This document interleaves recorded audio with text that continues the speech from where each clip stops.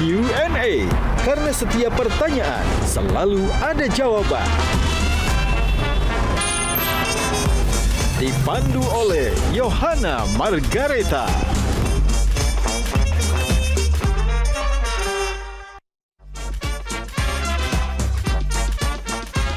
Panelis kita hari ini. Mahkota ini tuh menyempurnakan fisik atau menyempurnakan moral kalian? Lebih jahat mana? Lebih kejam mana? Juri atau komentar netizen? Apa betul sih di backstage itu persaingan antar tim, apalagi kalau sudah masuk internasional, itu sangat berat. Bahkan kadang-kadang baju unggulan tuh harus disembunyikan karena takut terjadi sesuatu pada baju tersebut. Yang menjadikan arti dari mahkota itu adalah kita yang menggunakan itu. The skill unlock itu justru membuat kita menjadi seseorang yang baru, dan bukan seseorang yang baru sih, sebenarnya seseorang yang lebih baik dari sebelumnya. Ketika kita dimahkotain, itu ada sedikit kayak, bukan beban ya, tapi kayak motivasi. Jangan sampai dimahkotain terus nothing change gitu. Good evening Indonesia. Selamat datang di panggung Q&A, di mana kecantikan, kecerdasan, dan purpose bertemu. Dan malam hari ini kita akan kedatangan 4 sosok perempuan luar biasa yang bukan hanya membawa mahkota, tapi juga membawa cerita, perjuangan, dan pengaruh yang sangat menginspirasi. So that, ladies and gentlemen, please welcome Miss Indonesia 2024 and Top 40, Miss World 2025, Monica Keisha Sembiring.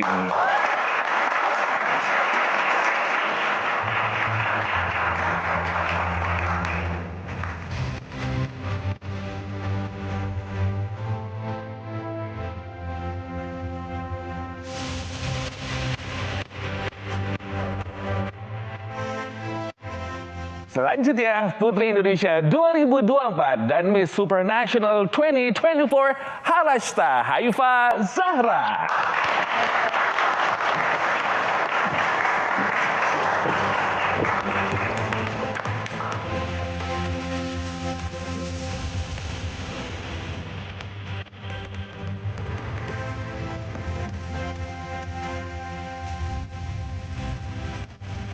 And of course, the one and only Miss International 2017, Kevin Liliana.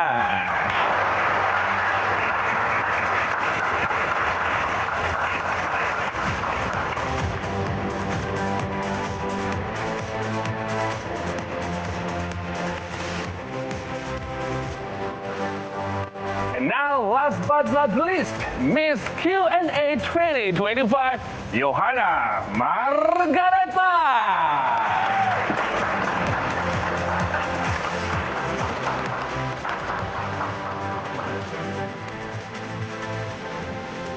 Oh,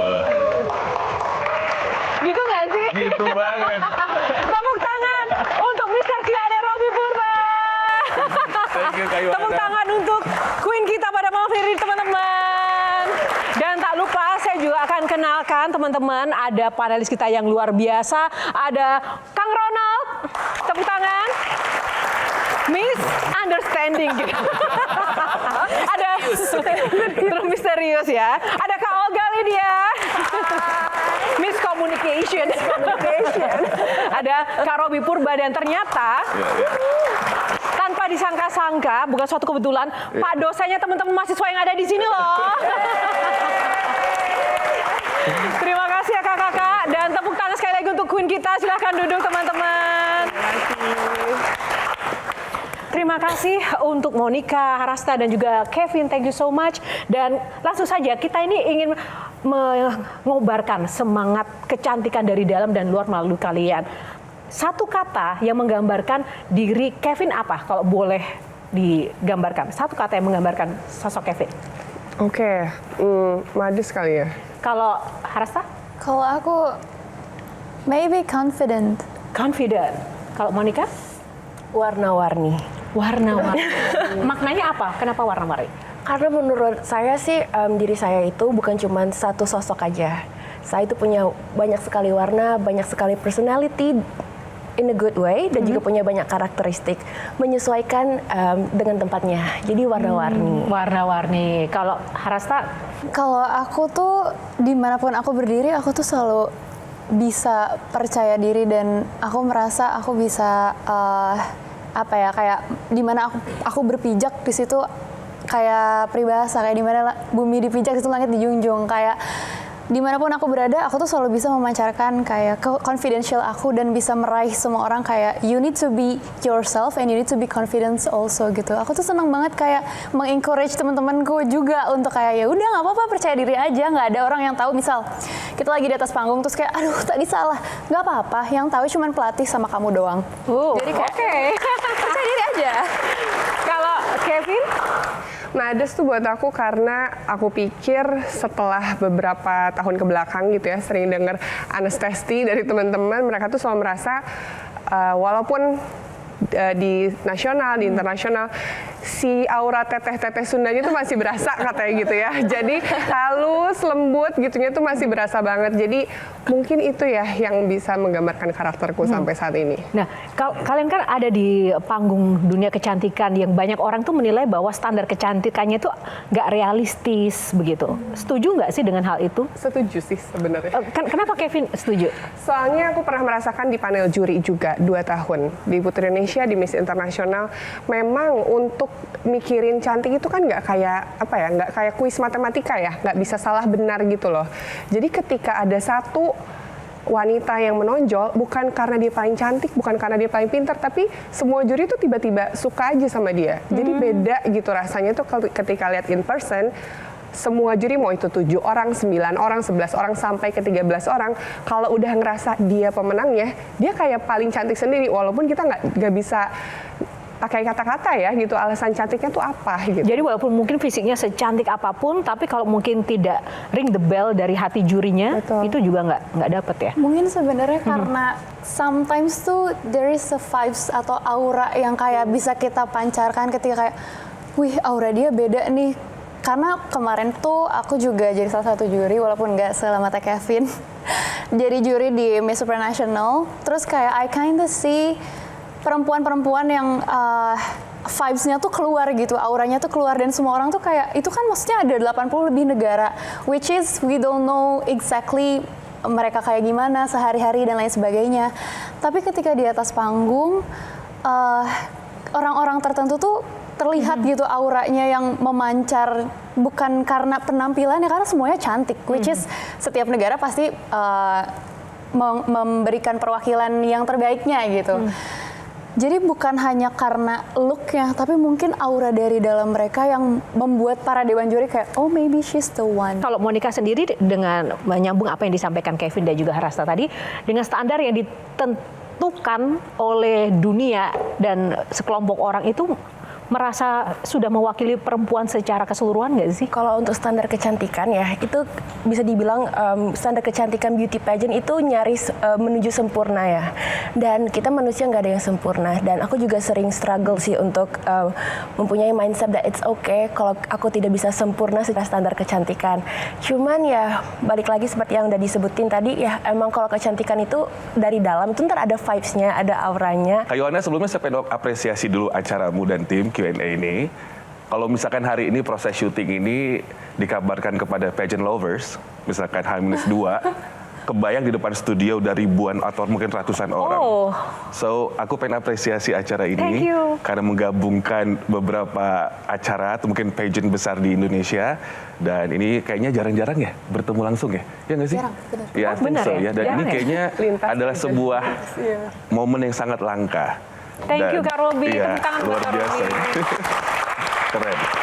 Menurut wanita Indonesia hebat-hebat ini yang di depan kami, apakah selama ini ajang pageant internasional penilaiannya cukup transparent, dan apakah penilaiannya bebas dari konflik kepentingan pribadi? Disclaimer dulu ya, sebenarnya tahunku kan udah 2017, jadi aku merasa cukup banyak perubahan, terutama di pageant internasional, yang berpengaruh ke pageant nasional juga sebetulnya. Nah, karena aku sendiri tadi pernah merasakan di kursi juri seperti apa, jadi memang tidak pernah merasakan sih sebetulnya ada kecurangan-kecurangan tertentu ya. Tapi aku paham bahwa memang kadang ada beberapa dukungan-dukungan yang tidak directly to the ya kelicikan ya, kecurangan gitu enggak sih sebetulnya. Kayak contohnya di tahunku Miss International saat aku kompetisi, di tahun itu ada Ibu Dewi Soekarno jadi juri. Jadi secara nggak langsung sepertinya dia bisa menginfluence juri lain untuk lebih notice sama Indonesia. Menurutku sih seperti itu ya. Jadi bukan kecurangan-kecurangan yang ke arah negatif, tapi lebih kayak ke bagaimana juri itu bisa bertukar pikiran satu sama lain sih. Karena aku pernah merasakan jadi, oh ya emang kayaknya nggak ada deh kecurangan-kecurangan tuh. Karena bener tadi ya ketika kita udah lihat finalis semua dijejerin, oh ya juri itu udah tahu aja kayak, oh she's the one, she's the winner gitu. Udah tampak jelas sebenarnya. Tapi coba seperti apa? Sebenarnya aku nggak punya banyak pengalaman di penjurian kayak Teh Kevin, tapi sebagai yang baru menang ya hitungannya di tahun lalu, sebenarnya aku terima kasih. Maksudnya fresh from the oven gitu. Jadi di tahun lalu aku sempat merasakan a lot of bash dari netizen terutama karena apa ya, mungkin waktu itu tuh dewan jurinya benar ada salah satu dari Jawa Barat, which is Pak Ridwan Kamil. Dan pada saat Putri Indonesia, ini di nasional dulu ya, waktu di nasional tuh tahun sebelumku yang menang juga Jawa Barat. And there is no apa ya, nggak ada sejarahnya di national pageant ini akan ada namanya back to back dari provinsi yang sama. Dan ketika Jawa Barat menang lagi di tahunku, waktu itu aku menang lagi, everyone thinks, oh maybe it's because ada Bapak Ridwan Kamil, ada si ini, ada itu di Dewan Juri. So they think itu merupakan kecurangan. Padahal the truth is, I don't really know gitu, kayak aku pun gak mengenal secara pribadi dengan Bapak Ridwan Kamil pada saat itu. Dan aku juga nggak mengenal seluruh dewan juri in personal. So, ya menurut aku mungkin sebagai orang yang ada di atas panggung pada saat itu, ya aku cuman melakukan dari A sampai Z sepenuh hati. Terus kayak aku sudah banyak melakukan kayak belajar dan karantina dari sebelumnya. Jadi cuman doing my best in that day aja. So I don't know about the transparency or no, tapi aku nggak pernah merasakan hal tersebut. Even ketika aku jadi juri di ajang internasional, cause I'm the winner, jadi aku juga jadi dewan juri, aku nggak ada sama sekali kayak dengar obrolan dari dewan-dewan juri lainnya kayak, kayaknya kita harus menangin ini deh, kayak soalnya dia keluarga siapa atau apa, ABCD, impersonally gitu. Jadi mereka lebih ke kayak, wow, her vibes, her aura in the stage, she's on point from head to toe, and then bagaimana cara dia menjawab Q&A itu benar-benar on point juga, lugas, jelas. Jadi kayak kita emang udah punya insting masing-masing gitu, kayak oh maybe she's the one gitu sih, lebih ke transparansi, lebih ke situ sih, nggak pernah merasakan juga gitu. Kak Monica? Kalau saya kebetulan tidak menang yang di internasional ya, kayak kata Tata sama Kak Kevin, jadi nggak ada, mungkin nggak bisa terlalu memberikan input kalau misalnya di ajang internasional aku tuh seperti apa. But what I can say kalau Miss Indonesia di national competition aku itu we're very transparent. Jadi untuk penjurian itu ada poin-poinnya, jadi setiap fast track itu ada nilainya dan winner itu ditentukan berdasarkan poin-poin tersebut. So pretty transparent. Oke, nah sekarang kita karena tadi ada istilah Jawa Barat, kita langsung ke Kang Ronald aja nih. Harasa dari Miss Supranational. Iya. Ya, kalau Teh Kevin dari mana? Miss International. Miss International. Kalau Miss World. Miss World. Wah, kan banyak tuh ya. Saya jadi penasaran begini. Begitu banyak lomba Miss gitu kan. Artinya kan ada nilai sesuatu yang besar di sana. Ya. Pertanyaannya adalah sebetulnya siapa yang paling diuntungkan dengan adanya lomba Miss-Missan ini, Miss Beauty Pageant ini? Pesertanya kah? Penyelenggaranya kah? Sponsor kah? Atau industri hiburannya? Bisa dibilang simbiosis mutualisme antara pemenang dan penyelenggara. Karena kalau pemenangnya itu berasal dari negara yang bukan favorit di bidang pageant, biasanya organisasinya juga agak bisa dibilang mohon maaf anyep ya gitu. Iya redup. Tapi kalau misalnya yang menangnya itu dari negara-negara favorit pageant, biasanya organisasinya itu naik banget sih. Kayak waktu di Indonesia, pemenang pertama dari Indonesia di ajang internasional, itu ajangnya langsung naik banget, hits banget di Indonesia. Gitu. Jadi pesertanya dapat keuntungan, penyelenggaranya juga dapat. Pemenangnya sih. Pemenang itu artinya dalam artian personalnya atau personalnya. Ya, karena dia dapat platform yang bisa membesarkan nama dia. 1 tahun tuh ibaratnya dikasih kegiatan yang bisa buat portofolio dia lah ibaratnya ya. Itu baik untuk dia menaikkan value dia segala macam. Nah, cuma sayangnya kalau tadi datang pemenangnya bukan dari negara yang favorit di dunia pageant, kayak kalau sepak bola kan ada negara-negara yang menonjol tuh, pageant juga ada negara-negara yang menonjol. Kalau muncul dari negara yang tidak menonjol, biasanya supportnya tuh nggak maksimal dari masyarakatnya. Indonesia termasuk yang menonjol atau tidak? Menonjol. Yang menonjol. Anda akan memilih menjadi menteri apa dan mengapa? Terima kasih atas pertanyaannya Kak Robi. 60 detik dari sekarang. Yang saya janjikan adalah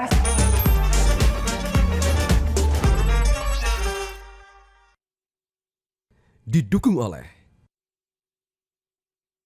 Lagi tentang bagaimana memulai hari bersama orang-orang yang dicinta, menyalakan semangat dan menjaganya dengan cara berbeda. Tiada keraguan dalam memberikan rasa aman. Kami selalu punya solusi untuk meringankan beban. Kami berkomitmen mengiringi langkah membangun mimpi, merekatkan pada kebersamaan hingga tak ada celah untuk berjauhan. Dan kami menyebutnya melayani dengan komitmen.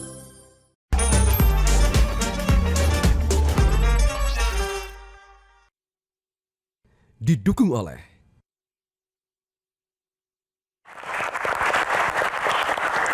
Selamat datang di panggung Q&A dan kita akan masuk ke babak top 3 di mana para Queen pada malam hari ini akan menjawab pertanyaan dan kita akan tentukan siapakah yang layak menjadi pemenangnya. Dan saya serahkan sesi kali ini kepada Robi Purba, silakan. Mohon izin Miss Yohana. Oke. Alright. Jadi ini adalah pertanyaan dari tim, bukan titipan dari saya pribadi. Yang pertama yang akan ditanyakan kepada Miss Indonesia 2024 and our top 40 Miss World 2025, Miss Monica Kezia. Tepuk tangan dulu dong. Monica silakan maju. Miss Monica, you've got 60 seconds 60 seconds, okay. to answer the question. Okay. The question is, jika Anda diberikan pilihan, Anda akan memilih menjadi menteri apa dan mengapa? 60 seconds starts from now. Baik, izinkan saya menjawab dalam bahasa Inggris. If I had the opportunity to pick to be just one minister, I would like to be the Minister of Education. As a child, I was so fortunate to grow up in a family who believes in the importance of education. My dad is a doctor and my mom is an engineer. And me right now, I'm an engineer, I'm a banker, Miss Indonesia and also a host. And I got to this point because of education. I got to this very platform, I get to utilize it also because of education.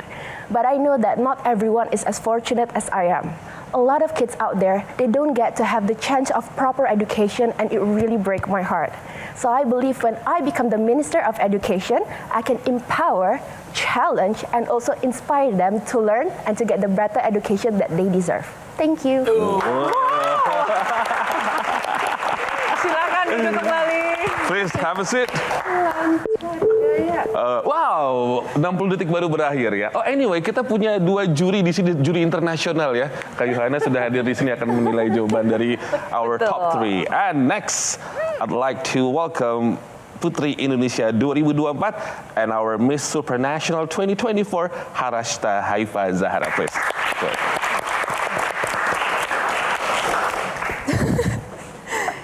The same as Monica, you've got 60 seconds to answer the question.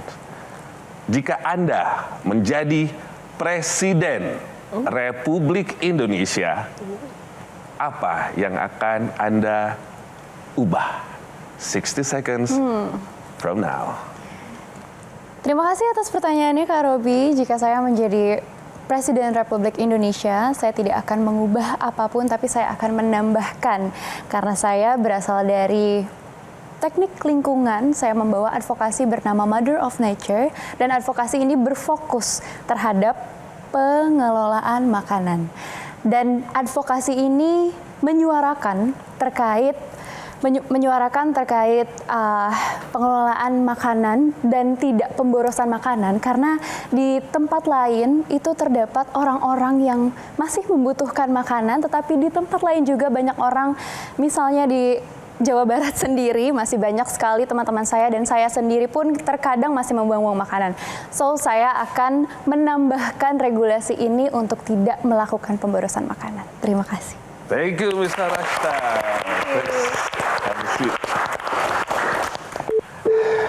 Okay, and now please welcome Miss International 2017, Kevin Liliana. Oke. Ini harus dipanasin dulu nih, 8 tahun soalnya. Okay, Miss Kevin, you've got 60 seconds. Jika Anda menjadi wakil rakyat, Oke. apa yang akan Anda janjikan kepada konstituen Anda? Oke. 60 detik dari sekarang. Yang saya janjikan adalah sebuah platform yang bisa dengan mudah digapai oleh masyarakat secara luas untuk menyampaikan suaranya. Karena negara kita adalah negara demokrasi dan saya rasa sejauh ini masyarakat masih memiliki keterbatasan untuk menyuarakan apa yang mereka keluhkan, apa yang mereka butuhkan di daerahnya masing-masing, terutama di beberapa pelosok. Dan tentunya platform ini bisa saya gunakan juga untuk sebagai media penyambung lidah antara masyarakat, pemerintah daerah, masyarakat, atau langsung ke Presiden Republik Indonesia. Kurang lebih seperti itu. Terima kasih. Tunggu, kita harus nilai dulu tadi. Nilai dulu. Oke, Kak Olga, silahkan dari ketiganya dinilai. Jawabannya sih hebat ya, mengingat baru pertama kali dengar, kemudian langsung bisa menjawab dengan cepat gitu ya, dan jawabannya bagus-bagus.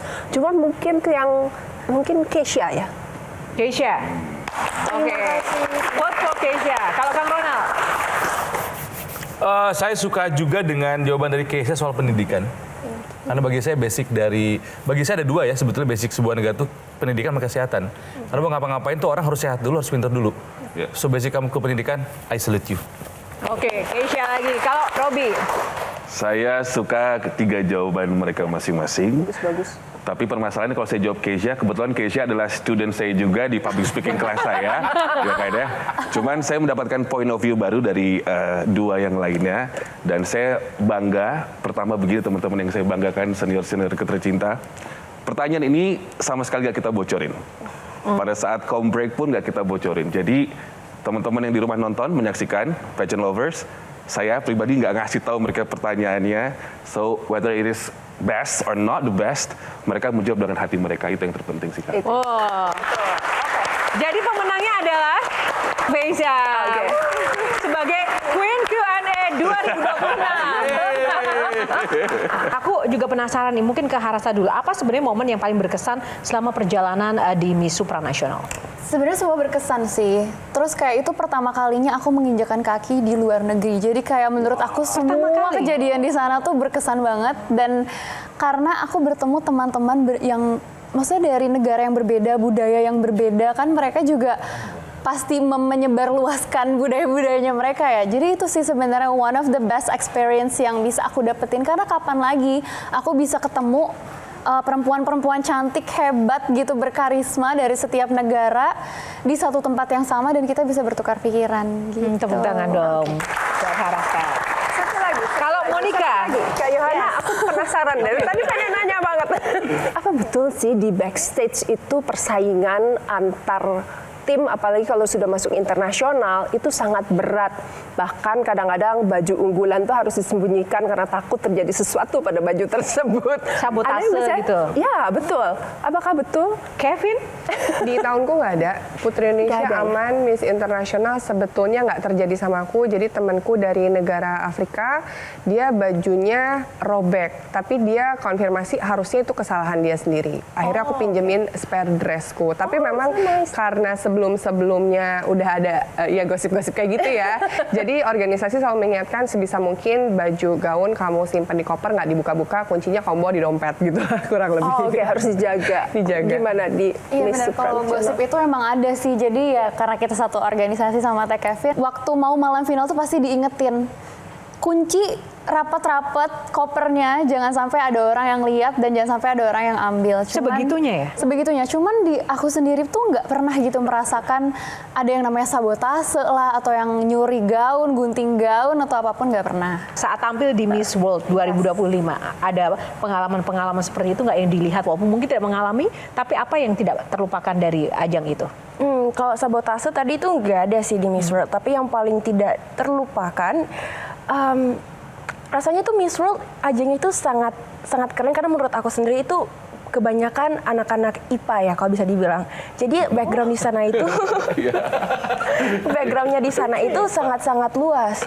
Mulai dari engineer, dokter, pilot, terus ada businesswoman, dan juga ada banyak sekali profesi-profesi yang menurut saya itu langka ditemui di Indonesia. Ada yang engineering tapi aerospace engineering. Jadi rasanya itu bisa belajar banyak sekali dari mereka.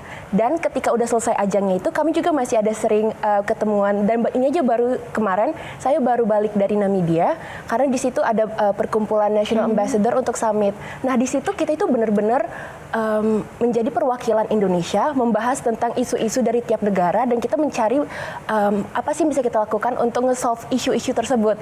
Dan menurut aku itu sangat amat tidak bisa terlupakan karena di situ aku tuh mewakili Indonesia dan aku itu bisa diberikan kesempatan untuk ngobrol sama orang-orang seperti menteri luar negeri, para diplomat, dan wah untuk aku itu sangat keren karena balik lagi kami para pageant queen ini masih sangat muda dan untuk bisa mendiskusikan hal-hal yang sangat berat dengan orang-orang sangat penting itu out of my mind sih. Wah, keren ya.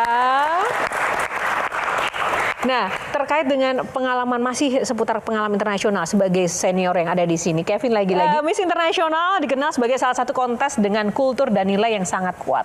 Apa sih sebenarnya perbedaan yang paling mendasar dan yang terasa dari sisi kultur, standar, dan tuntutan kompetisi dibandingkan mungkin kompetisi yang lain? Tuntutan kompetisi dulu ya. Memang beda banget ketika di nasional dan di internasional. Di Putri Indonesia justru kompetisinya lebih berasa karena banyak kayak motion challenge, kemudian penjurian gitu ya. Pokoknya banyak sesi-sesi yang beneran merasa ini kompetisi.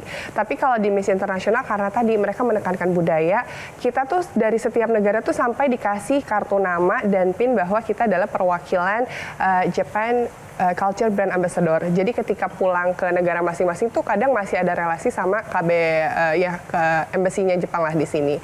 Kemudian di sana juga kegiatan-kegiatannya fokus untuk menekankan kayak memperkenalkan budaya Jepang. Kalau karantina kan biasanya ada latihan dance buat malam final gitu ya.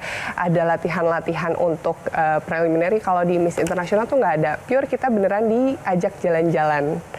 Kayak bikin ikebana gitu, terus pakai kimono, pokoknya diperkenalkan budaya Jepang dan mereka meminta kita untuk memperkenalkan budaya Jepang ke negara kita melalui media sosial. Gitu yang berasa tuh sih. Keren ya? Seru ya? Berapa besar sih uang yang harus disiapkan? Sepinter-pinternya kita nge-guide sponsor sih. Hebat nih gurunya nih. Oke, deg-degan sih ngobrol depan Bang Robil. Wow. Karena di dalam hati suara diafragma. Oh, dilatihnya gitu ya?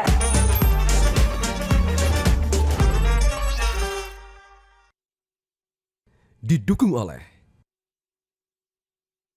kami dilahirkan untuk menjadi besar tanpa melupakan akar, untuk menjadi yang terdepan tanpa melupakan arti kemanusiaan, untuk memberikan arti tentang dedikasi dalam memaknai hidup dan mewujudkan mimpi, karena komitmen adalah segalanya bagi kami.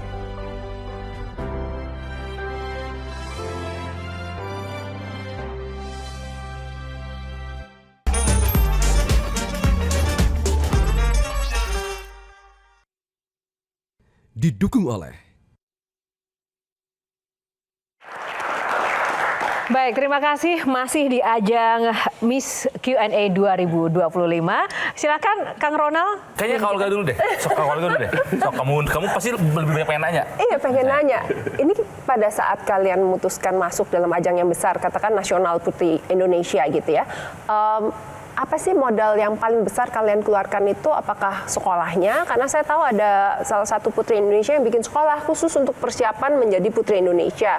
Atau stylist, atau apa? Atau uangnya? Ya, uangnya. Modal uang besar. Kira-kira berapa besar sih uang yang harus disiapkan? Siapa tahu ada di luar sana yang ingin menjadi peserta pageant juga. Menurutku makin sini para kontestan tuh makin aware, makin jor-joran sama apa yang mereka persiapkan. Jadi aku melihat sih mereka justru makin sini makin royal. Kalau tahunku kompetisi belum seroyal sekarang. Ibaratnya tahunku kompetisi tuh kayak pakai pakaian yang beli-beli aja deh di mall gitu segala macam. Masih basic-basic. Sekarang tuh kompetisi nasional aja udah ada yang ngegandeng stylist gitu. Jadi justru yang tahun makin sini makin aware lah gitu. Kemudian dari persiapan karena banyak beauty camp tadi ya, sekolah-sekolah training kayak gitu, itu juga di tahunku belum banyak, dan aku memang nggak ikut training kayak gitu sih, tapi spesifik ikut public speaking, terus paling pelatihan sama beberapa teman yang bisa ngebantu untuk ngelatih Q&A. Apapun yang disebut Q&A kata tangan. Oke, Kevin, kalau Harasta? Kalau keluar modal finansial pasti ya. Maksudnya kita kan sehari-hari karantina juga kita pakai baju udah pasti harus bagus. Kalau di angkatan aku dan aku sendiri ya terutama, sepinter-pinternya kita nge-guide sponsor sih. Aku tuh lebih banyak minta sponsor kayak collab, kayak would you mind kalau misalnya kalau misalnya besok aku ada kegiatan A, aku pinjem baju kakak, terus nanti kita collab. So it's like symbiosis mutualisme win-win solution. Itu dari sejak karantina? Dari sejak karantina, dan beruntungnya aku adalah aku tuh berasal dari Mojang Jajaka Kota Bandung juga, dan di Moka Kota Bandung aku tuh kayak dibantu dan diterpa juga untuk latihan-latihan segala macam. Jadi kalau yang lain ikut beauty camp, aku sebenarnya beauty campnya sama Mojang Jajaka, dan salah satu yang bantu aku tuh Teh Kevin. Teh Kevin tuh senior aku juga di Mojang Jajaka. Waktu itu aku belajar tentang public speaking, Q&A sama Teh Kevin waktu di ajang nasional. Jadi aku nggak merasakan mengeluarkan banyak sekali finansial, maksudnya yang keluar banyak duit gitu. Oke, Monica? Kalau untuk nasional di Miss Indonesia, kebetulan ajang Miss Indonesia itu sudah menyediakan semuanya. Mulai dari dress sampai sepatu juga dikasih. Jadi kita sebagai finalis Miss Indonesia tinggal bawa badan dan mungkin tank top, legging yang basic-basic lah gitu. Jadi bisa dibilang untuk persiapan Miss Indonesia itu sangat minim pengeluaran. Nah, kalau untuk Miss World, sama seperti Teh Kevin dan juga Tata, kita itu banyak sekali berkolaborasi dengan para desainer, stylist, dan lain-lainnya. Jadi itu diurus sama Miss Indonesia, yayasan itu udah yayasan. All hands on deck banget kalau masalah kelas juga. Kalau dari Miss Indonesia itu udah disponsorin salah satu guru saya sebelah sana, dan juga untuk classes sama untuk baju-baju itu semua. Jadi udah dipersiapkan. Jadi dari kitanya sendiri, at least for me ya, yang mungkin lumayan berat itu adalah modal nekatnya sih. Kak Ronald, ayo dong nanya. Silakan, Kang. Ketika di hari itu nama kalian disebut, konfeti turun, mahkota dipasang di kepala kalian. Tahta kalian dapatkan, mahkota dipasang gitu kan ya. Ketika mahkota itu ada di kepala kalian, apakah ada perubahan cara kalian memandang diri sendiri, memandang dunia, atau sama aja? Kalau bisa sama aja, apalah artinya mahkota itu? Mungkin ini ngobrolnya dari experience ketika menang nasional ya. Iya. Nah, ketika menang nasional itu, kalau jujur banget nih, ada perasaan krisis identitas sedikit. Karena dalam satu malam kita itu diberikan responsibility yang sangat besar, tapi itu langsung mendadak tuh, bukan perlahan. Langsung blek, Miss Indonesia, jalankan tugas. Pasti ada rasa kaget, ada rasa waduh, harus bertingkah seperti apa, bersikap seperti apa. Tapi kalau misalnya udah balik lagi menyendiri, itu tetap memandang diri sebagai Monica Kezia, cewek yang dulu aku kenal seperti ini. Tapi ya seperti yang Bang Robi udah bilang tadi, harus ada alter ego ketika sudah di atas panggung. Tapi simply that, menurut aku sih nothing change much. Dan kalau tadi pertanyaannya adalah kalau begitu makna apa yang diberikan mahkota itu kepada kita? Nah, menurut aku sendiri justru kita yang memberikan makna kepada mahkota tersebut. Karena at the end of the day mahkota hanyalah mahkota. Yang menjadikan arti dari mahkota itu adalah kita yang menggunakan itu. Kalau di Miss Indonesia itu kita harus menggunakan mahkota kita itu bukan untuk mempercantik diri, tapi untuk we need to make sure that our presence itu membawa dampak yang luar biasa kepada orang-orang sekitar kita. Balik lagi, bukan mahkota yang memberikan dampak ke Monica, tapi Monica yang memberikan dampak kepada mahkotanya. Love it. Wow. Ini muridnya Robby Purba ya? Hebat nih gurunya nih. Oke, deg-degan sih ngobrol tentang Bang Robby. Wow. Karena di dalam hati suara diafragma. Oh, dilatihnya gitu ya. Oke, sebelum kita jeda, satu pertanyaan dari Bang Robby tapi dijawab seusai jeda. Oke. Apa, Bang Robby? Jadi kita tuh mengenal sebuah konsep cantik itu sebenarnya dari masa atau dari zaman Romawi ya, lalu disempurnakan dalam masa atau zaman Yunani kuno. Di Yunani kuno ada namanya konsep kalagatia. Jadi bahwa cantik itu tidak hanya moral, tidak hanya fisik tetapi juga moral. Pertanyaan dari aku, mahkota yang adik-adikku tercinta ini dapatkan, jika bisa memilih, mahkota ini tuh menyempurnakan fisik atau menyempurnakan moral kalian? Tepuk tangan. Kita tunggu jawabannya seusai jeda. Tetaplah di Q&A karena setiap pertanyaan selalu ada jawaban. Ada semacam mungkin post power syndrome nggak? Wah, aku dibulinya. Dibully kenapa? Jangan sampai dimahkotain terus nothing change gitu.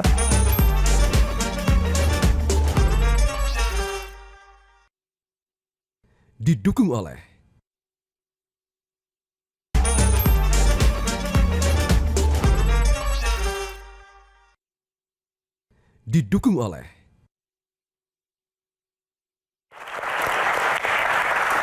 Kembali di Q&A, kita akan langsung menjawab pertanyaan Kak Robby Purba tadi. Artinya mahkota ini mau menyempurnakan fisik atau menyempurnakan Moral. Para pemenang. Mungkin dari Harasta dulu. Menurut aku sih justru dua-duanya. Berdasarkan pengalaman selama 1 tahun kemarin, banyak ketemu orang-orang baru, banyak belajar hal baru. Ya, the skill unlock itu justru membuat kita menjadi seseorang yang baru, dan bukan seseorang yang baru sih, sebenarnya seseorang yang lebih baik dari sebelumnya. Makanya kenapa aku merasa mahkota ini justru mengubah bagaimana cara kita berbicara, mengubah bagaimana cara kita berpenampilan, mengubah bagaimana kita bisa menempatkan diri di setiap tempat, dan mengubah bagaimana cara kita bertemu dengan orang-orang gitu. Makanya aku selalu bilang mahkota ini sebenarnya membantu aku bukan hanya berubah secara fisik tapi juga secara hati dan secara moral. Kau, Kevin? Aku bisa bilang aku lebih prefer ke moral. Kenapa? Karena mirip-mirip sama yang tadi sampaikan Skezia, bahwa ketika kita dimahkotain itu ada sedikit kayak bukan beban ya, tapi kayak motivasi supaya ini mahkota tuh bisa menjadi fungsi baru untuk diri aku pribadi gitu. Karena jangan sampai dimahkotain terus nothing change gitu. Makanya ketika dimahkotain aku justru sibuk memikirkan apa yang harus aku lakukan dengan mahkota atau titel baru ini. Karena sebenarnya kan mahkota itu akan di handover ke pemenang selanjutnya gitu. Jadi justru bekal yang harus aku bawa itu yang lasting ya moral gitu, yang bisa berdampak untuk masyarakat lebih banyak, yang bisa bermanfaat dan bisa menambahkan value dari diri aku sendiri. Nah, tapi ketika sudah tidak memiliki mahkota secara resmi ya, karena harus di handover itu, ada semacam mungkin post power syndrome nggak, kan biasanya menjadi pusat perhatian ya nggak, menjadi pusat perhatian, terus akhirnya ya udah menjadi biasa lagi kehidupannya. Itu ada perasaan seperti apa kalau Monica? Kalau mengenai menjadi pusat perhatian itu tentunya ada sedikit penurunan ya, karena pasti perhatiannya akan berganti ke penerusnya Monica. Dan jujur I like it because pada asalnya itu Monica itu bukan orang yang suka jadi spotlight. Berarti ketika kamu berada di panggung Queen ini banyak hal yang sebenarnya bertentangan dengan diri kamu yang sesungguhnya kan? Oke, itu mungkin next episode kali ya, karena panjang gitu. Tapi kalau bisa dijawab, iya satu sih. aja. Karena kalau dilihat berarti kan kamu termasuk introvert, right? Very much ya. Berarti memang kalau tampil di panggung itu belum tentu itu orang-orang extrovert ya? Aku pun introvert, Kayu. Itu aku nggak percaya sih. Nggak percaya? Jadi pas karantina Miss Indonesia itu ada pembekalan dari Bang Robby, dan ini selalu aku jelasin, aku selalu share ke orang-orang yang aku temuin. Bang Robby itu ngajarin yang namanya alter ego. Jadi kalau misalnya di panggung itu udah harus punya persona sendiri, maksud backstage langsung lepas, nggak ada yang peduli. Dan itu yang Monica lakukan. Kalau di backstage bisa di pojokan menyendiri atau mungkin pasang headphone biar nggak diajak ngobrol. Tapi kalau misalnya udah di atas panggung, udah ada kamera, Monica harus langsung berubah menjadi orang yang paling bubbly, orang yang paling inspiratif dan lain-lain. Bukan fake, tapi hanya kita belajar untuk nge-shift.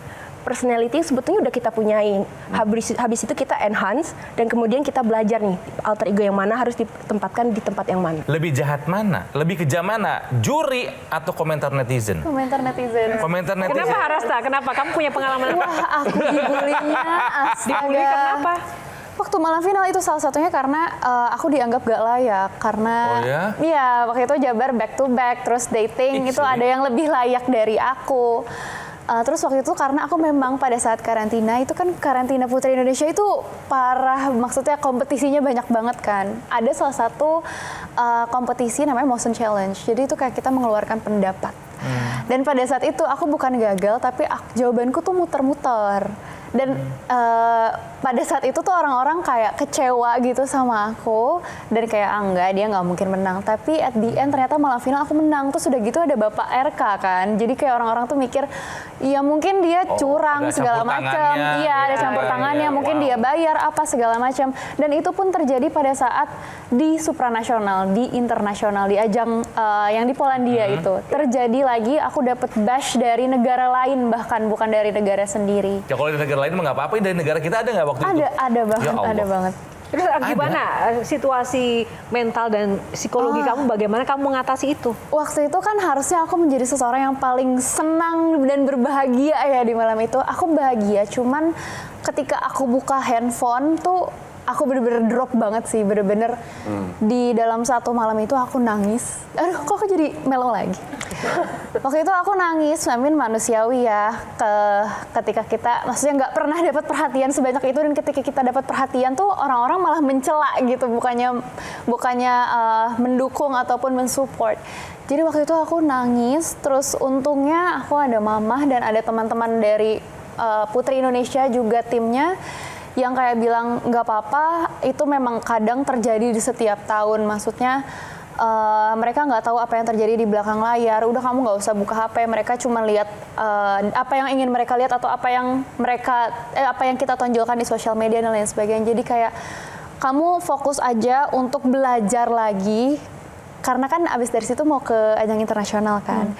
Udah kamu fokus aja sama diri kamu, fokus atas tugas kamu, fokus atas mahkota kamu. Karena di pageantry itu ada yang namanya, orang-orang tuh suka nanya gini, kamu tuh mau diingat seperti apa ketika kamu hand over your crown? Akan jadi queen seperti apa? Makanya waktu itu kayak oke, aku akan fokus ke diri aku mau lanjutin advokasi aku mau belajar banyak, aku mau buktiin ke orang-orang kalau memang aku tuh layak menang gitu.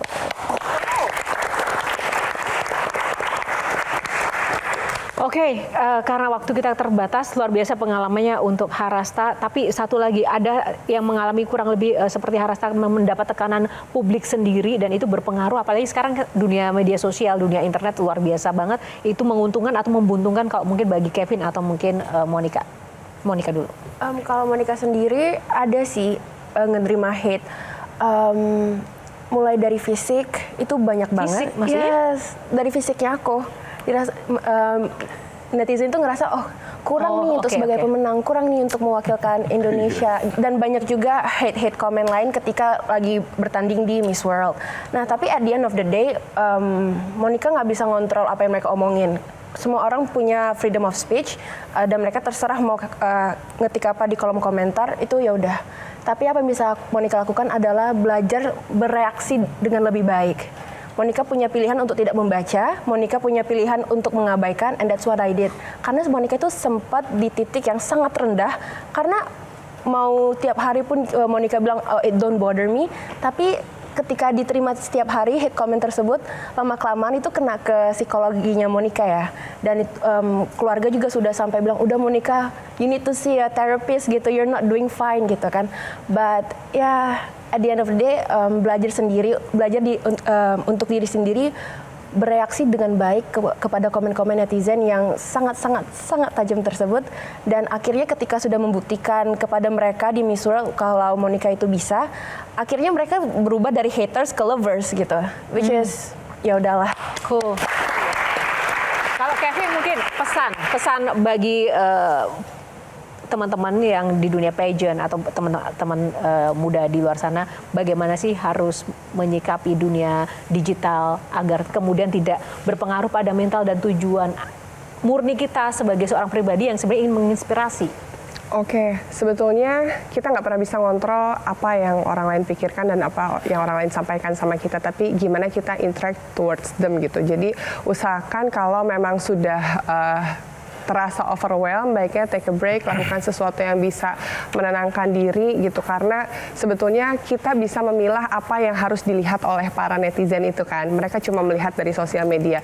In real life kita sendiri yang tahu. Jadi coba nikmati kehidupan nyatanya gitu, kalau misalnya memang udah mulai overwhelmed sama sosmed dan mereka cuma melihat sebagian dari diri kita, so tetap keep going on proses. Kalau misalnya emang dirasa ada goals yang harus dicapai, lebih baik fokus terhadap goals itu daripada terhadap kritik-kritik yang justru bukan membangun tapi menjatuhkan. Tepuk tangan sekali lagi untuk para panelis.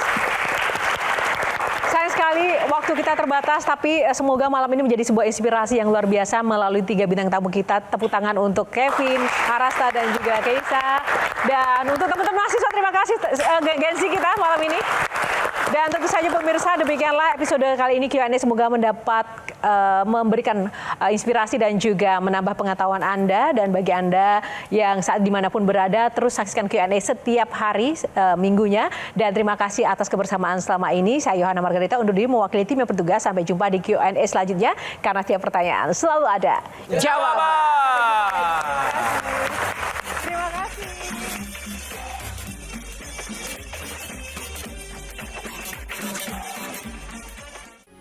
Metro TV.